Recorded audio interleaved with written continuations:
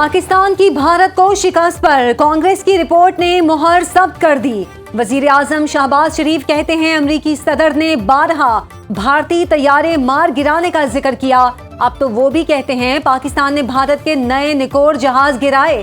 آزاد کشمیر کے ضلع باغ میں دانش اسکول کے سنگ بنیاد کی تقریب سے خطاب کرتے ہوئے مزید کہا، جادو ٹونے اور پھونکوں سے معاملات نہیں چلتے۔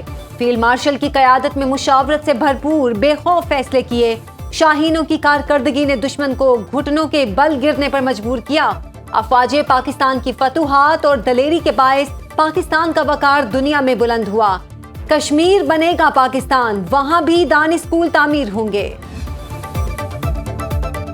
وزیر اعظم نے مانسون 2026 کے اسٹریٹجک پلان کی منظوری دے دی۔ پلان کی دستاویزی تفصیلات سامنے آ گئیں۔ 240 دن میں گزشتہ مانسون سے تباہ شدہ انفراسٹرکچر کی مرمت کی جائے گی۔ 1 سے 3 سال میں موجودہ انفراسٹرکچر کو بہتر اور توسیع دی جائے گی۔ 5 سال میں نیا لچکدار انفراسٹرکچر تعمیل کیا جائے گا۔ دستاویز کے مطابق ملک بھر میں یہ تمام تر اقدامات صوبوں کی مشاورت اور تعاون سے کیے جائیں گے۔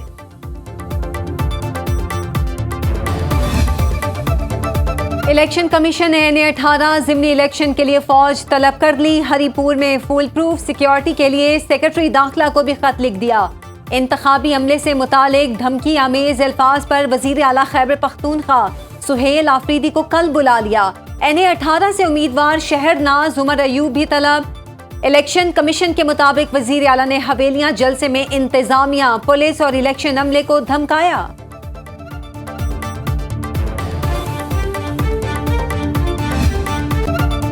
پاکستان کی معاشی اور سماجی ترقی میں کرپشن بڑی رکاوٹ قرار، اہم سرکاری اداروں کو ٹھیکوں میں خصوصی مراعات ختم کرنے کی سفارش۔ IMF نے پاکستان میں گورننس اور بدعنوانی سے متعلق رپورٹ جاری کر دی۔ رپورٹ میں IMF کے SIFC کے اختیارات، استثناء اور شفافیت پر سوالات، SIFC کے فیصلوں میں شفافیت بڑھانے پر زور، سالانہ رپورٹ فوری جاری کرنے کا مطالبہ، حکومت کے مالیاتی اختیارات پر سخت پارلیمانی نگرانی کی سفارش، انسداد بدعنوانی، اداروں میں اصلاحات کی ضرورت پر زور، طاقتور یا سرکاری اداروں سے جڑے گروہ کرپشن کی سب سے خطرناک شکل ہیں۔ IMF کا 15 نکاتی اصلاحاتی ایجنڈا فوری شروع کرنے کا مطالبہ، تمام سرکاری خریداری 12 ماہ میں ای گورننس سسٹم پر لانے کی ہدایت۔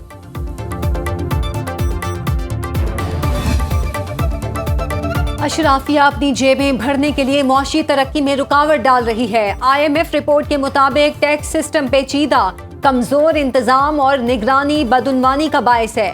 عدالتی نظام کی پیچیدگی اور تاخیر معاشی سرگرمیوں کو متاثر کرتی ہے۔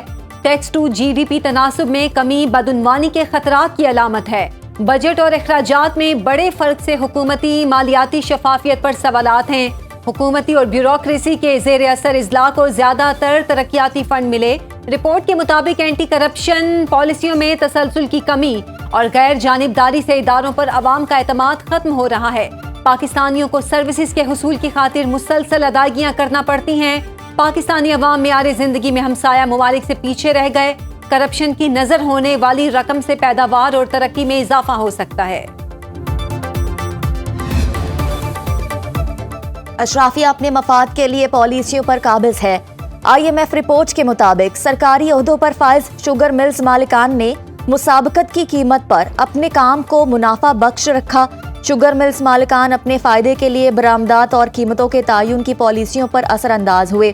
وافر ذخائر کے باوجود شوگر ملز مالکان نے مصنوعی قلت پیدا کی، قیمتوں میں ہیرا پھیری کے لیے ملی بھگت کی۔ PTI حکومت کی 2019 میں چینی برآمد کی اجازت ظاہر کرتی ہے۔ اشرافیہ اپنے مفاد کے لیے پالیسیوں پر قابض ہے۔ چینی کی تحقیقاتی رپورٹ میں سیاسی ہیوی ویٹ کو مجرم قرار دیا۔ تصدیق کی گئی کہ برآمدی دباؤ سے چینی کی قیمتوں میں اضافہ ہوا۔ نیشنل کرپشن سروے میں عدلیہ کو پولیس اور پبلک پروکیورمنٹ کے ساتھ سب سے زیادہ کرپٹ ادارہ دکھایا گیا۔ IMF رپورٹ کے مطابق یہ سروے عدالتی نظام پر اعتماد کی کمی ظاہر کرتا ہے۔ عدالتی نظام کو عدالتی آزادی سے متعلق عملی طور پر کافی رکاوٹوں کا سامنا ہے۔ 26ویں آئینی ترمیم نے چیف جسٹس کے لیے تقرری کے عمل کو تبدیل کر کے جوڈیشل کمیشن میں ممبران کی تعداد کو بڑھایا۔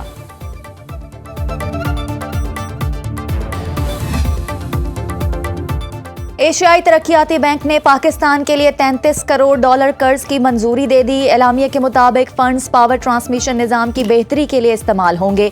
قومی ٹرانسمیشن نیٹ ورک کو توسیع دی جائے گی۔ پروجیکٹ کے تحت 500 kV کی تقریباً 290 کلومیٹر طویل نئی ٹرانسمیشن لائن بچھائی جائے گی۔ اسلام آباد اور فیصل آباد کو بجلی فراہم کرنے والے گرڈ انفراسٹرکچر کو جدید بنایا جائے گا۔ شمالی علاقوں کے ہائیڈرو پاور پلانٹ سے 3200 میگا واٹ تک صاف توانائی کی ترسیل ممکن ہوگی۔ درآمدی ایندھن پر انحصار کم ہوگا، توانائی کا تحفظ بڑھے گا۔ علیمہ خان 11 بار وارنٹ گرفتاری جاری ہونے کے بعد عدالت میں پیش۔ آئندہ سماعت پر 26 نومبر کو پیش ہونے کی یقین دہانی۔ نمل یونیورسٹی میاں والی کا اکاؤنٹ ڈی فریز کرنے کی استدعا۔ عدالت نے علیمہ خان کی پراپرٹی کی تفصیلات طلب کر لیں۔ انسداد دہشت گردی عدالت راولپنڈی نے مسلسل غیر حاضری پر علیمہ خان کے 37 بینک اکاؤنٹ منجمد کیے۔ 26 نومبر احتجاج کا تھانہ صادق آباد میں مقدمہ درج ہے۔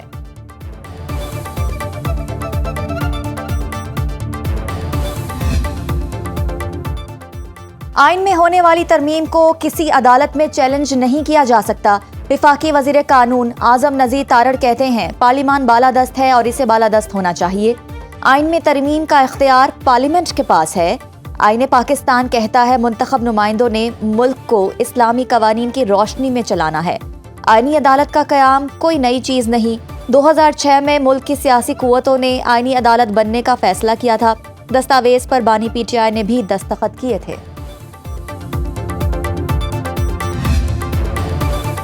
ایم کیو ایم 18ویں آئینی ترمیم پر پیپلز پارٹی کی ہم آواز۔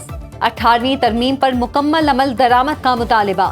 کراچی میں ایم کیو ایم رہنماؤں کی پریس کانفرنس۔ سربراہ ایم کیو ایم خالد مقبول صدیقی کہتے ہیں آئین پر عمل درآمد نہ ہونا غداری ہوگا۔ کراچی لوٹ مار کا مال نہیں، سندھ کے بجٹ کا 97% دیتا ہے۔ کراچی کے مستقبل پر شب خون مارا جا رہا ہے۔ 17 سال کے قبضے کو اب ختم ہونا چاہیے۔ کراچی میں جامع کراچی کے بعد کوئی یونیورسٹی نہیں بنی۔ آئین کا آرٹیکل 239 نئے صوبے اور اضلاع بنانے کا کہتا ہے۔ گورنر سندھ کامران ٹیسوری نے کہا کراچی اور حیدرآباد کے لیے ایم کیو ایم نے لڑ کر پیکج لیا۔ کارکن یقین رکھیں خالد مقبول صدیقی کی بات پر عمل درآمد کرائیں گے۔ وزیر اعلیٰ سندھ مراد علی شاہ سے ایشیائی ترقیاتی بینک کی کنٹری ڈائریکٹر کے وفد کے ہمراہ ملاقات۔ اے ٹی بی کے تعاون سے جاری ترقیاتی منصوبوں کا تفصیلی جائزہ۔ وزیر ٹرانسپورٹ شرجیل میمن کی ریڈ لائن منصوبے پر بریفنگ۔ وزیر اعلیٰ سندھ کی اے ڈی بی وفد کو ریڈ لائن منصوبے کی تمام رکاوٹیں دور کرنے اور کام تیز کرنے کی یقین دہانی۔ کراچی کے T P 4 sewerage treatment plant پر پیش رفت کا بھی جائزہ لیا گیا۔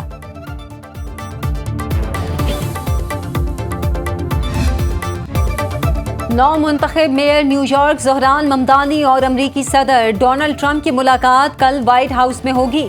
امریکی صدر ڈونلڈ ٹرمپ نے کہا زہران ممدانی نے ملاقات کی درخواست کی، اس ملاقات پر رضامند ہوں۔ کل اوول آفس میں ان سے تفصیلی ملاقات ہوگی۔ زہران ممدانی کی انتخابی مہم کے دوران ڈونلڈ ٹرمپ نے ممدانی کو کمیونسٹ سوشلسٹ ایجنڈے کا نمائندہ اور نیو یارک کی سیاست کا سب سے خطرناک لیفٹ ونگ رہنما قرار دیا تھا۔ زہران ممدانی بھی ڈونلڈ ٹرمپ کو نسل پرست، خطرناک، امیر طبقے کا محافظ اور امریکی جمہوریت کے لیے دھمکی قرار دے چکے ہیں۔